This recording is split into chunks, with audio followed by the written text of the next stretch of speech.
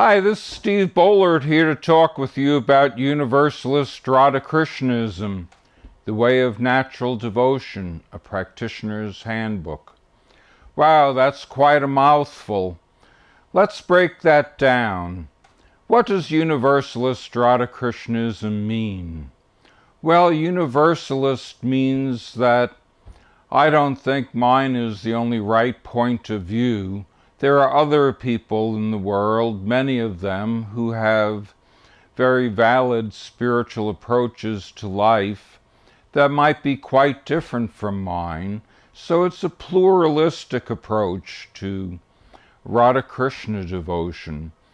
Radha-Krishna being two of the main Hindu deities who are known throughout India and worshipped by millions. So this is a translation of a traditional path of Radha-Krishna worship into today's theological language. It's a left-brain, rational approach to spirituality, which means it's a spiritual philosophy. It's not a religion. It's not a dogma. By no means do I want this to turn into an organization or established religion.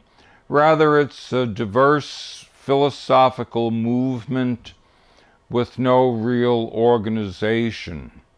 It's meant for people who are able to function on their own in society and have their own spiritual life, while being part of society and part of the world. Universalist Radha-Krishna helps people to do this by laying out the way of natural devotion. Natural devotion is what I call my approach to Radha-Krishna devotion, following in the footprints of Bhaktivinoda Thakur, who spoke of sahaja samadhi, which means natural samadhi, or as Emerson put it, natural intuition. Bhaktivinoda taught us that our intuition is our primary means of understanding anything.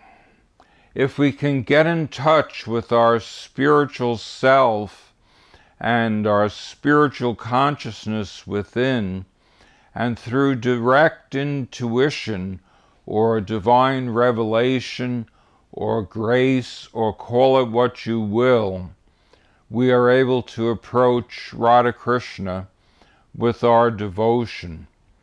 So that's what I mean by natural devotion. It's an innate, spontaneous, intuitive approach to devotion of Radha-Krishna, following in the footsteps of the Chaitanya tradition for many hundreds of years.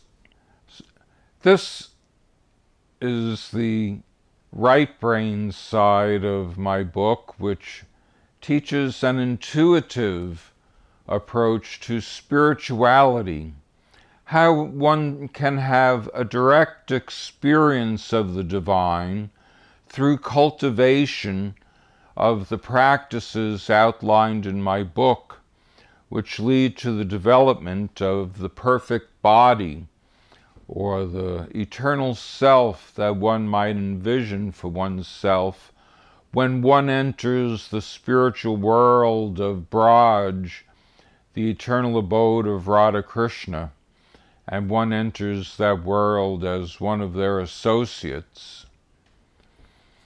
Okay, then I also tag on the subtitle of a Practitioners Handbook.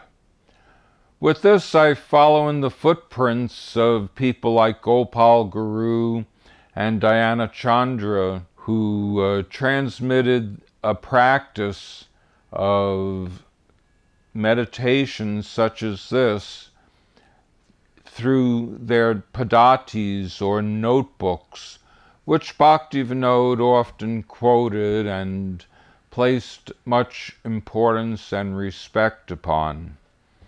So this is a notebook that can allow a modern-day Western practitioner to attain this highest state of spontaneous love of Radha-Krishna and enter into their spiritual association and pastimes within this lifetime, to a limited degree, of course, in preparation for the next life in which we eternally unite with them in the spiritual world. Okay, so we have a systematic theology and a spiritual practice that allows us to live holistically in this world, combining a body-mind spiritual approach to life that makes us whole and complete beings in this life as well as the next. Now, the dedication to the book says it's dedicated to practitioners of amorous devotion. So it's very specific in what kind of practitioner it's a handbook for.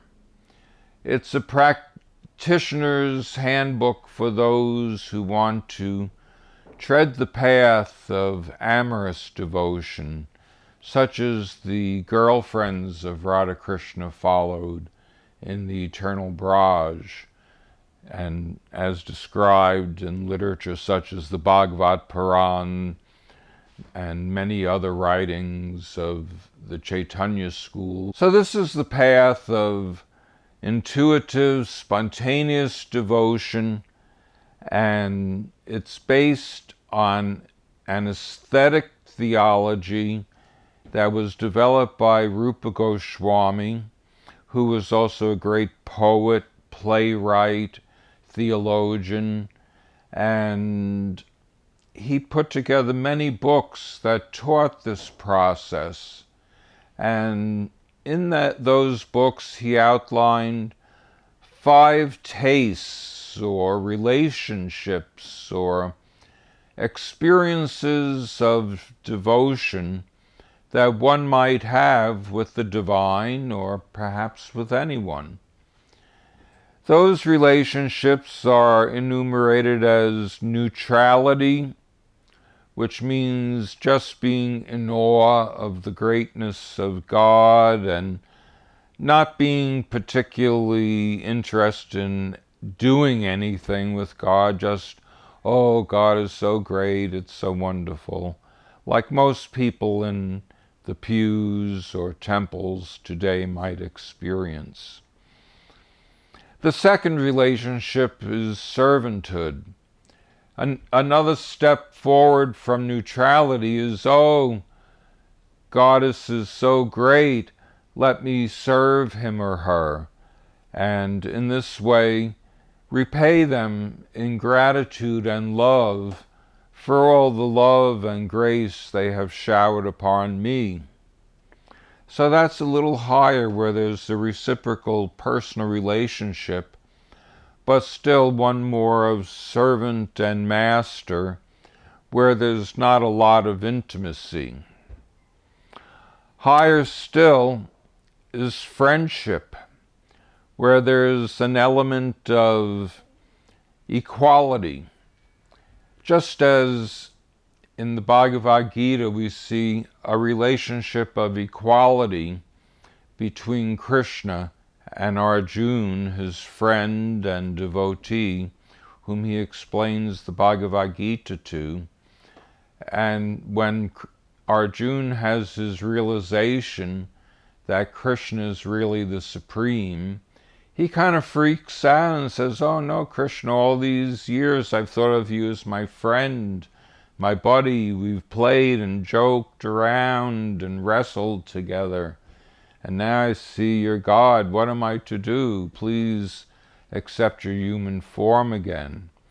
So in this way we have a higher relationship between Krishna and his friends like Arjuna, or his friends like the cowherd boys in Braj.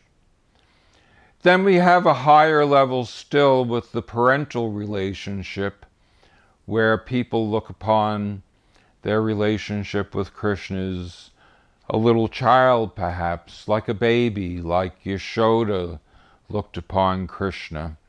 And, oh, Krishna is so beautiful, so lovely, so dependent upon me for everything. Let me give him all my love. But then a higher relationship still is the relationship between the lover and the beloved, or the amorous relationship. Because that relationship, aesthetically speaking, includes all the good qualities of the other relationships, plus other unique qualities of its own, which make it, aesthetically speaking, the topmost of all relationships attainable with Radha-Krishna. So the Chaitanya tradition, frankly, although it mentions some of these other relationships tangentially, it really only focuses upon establishing a relationship with Radha-Krishna in the mood of amorous love. And that is what I teach in my book.